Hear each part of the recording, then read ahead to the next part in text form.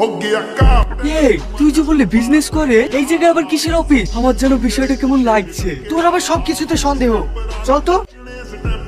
तेरे शहर बिच खाली करनी कल्पनी। তুমি এসেছো? হ্যাঁ স্যার, আমার সাথে আমার এই বন্ধুটাকেও নিয়ে এসেছি। খুব ভালো করেছো। এখন থেকে এরা আমাদের নতুন ফ্যামিলি মেম্বার। এই নাও তোমাদের টাকা ইনকাম করা মেশিন, যত পারো টাকা ছাপিয়ে নাও। এ দিয়ে আবার কিভাবে টাকা ইনকাম হবে? কখনো কারোর সাথে 500 টাকা চাইলে দেবে না। কিন্তু এটা যখন কারো মাথায় ধরবে 5 লক্ষ টাকা দিয়ে দেবে, তাহলে এটা ইনকামের মেশিন তো। হ্যাঁ। এমএলএ সাহেব আজ আমার ডেরায়, আপনি ফোন করতে পারতেন, আমি চলে যেতাম। তোমাকে যেটা বলতে এসেছি শোনো, আমার বিরুদ্ধে যে ভোটে দাঁড়িয়েছে তার অনেক লোক, মনে হচ্ছে এবার আমি আমার বদিটাকে টিকিয়ে রাখতে পারবো না। হে রাজ বেঁচে থাকতে রাজনীতি বিষয়টাকে যতটা সহজ ভাবছো ততটা সহজ নয়। আমি আমার বদিটাকে হারাতে চাই না, যে কোনো কিছুর বিনিময়ে আমি জিততে চাই। কিভাবে জিতাবে সেটা তোমার ব্যাপার। এই নাও তোমাদের টাকা। আপনি নিশ্চিন্তে থাকুন, এর জন্যই তো তোমার কাছে আসা। ঠিক আছে, আমি এখন আসছি। এই নে তোদের এই মাসের বেতন, আর তোমরাও নাও।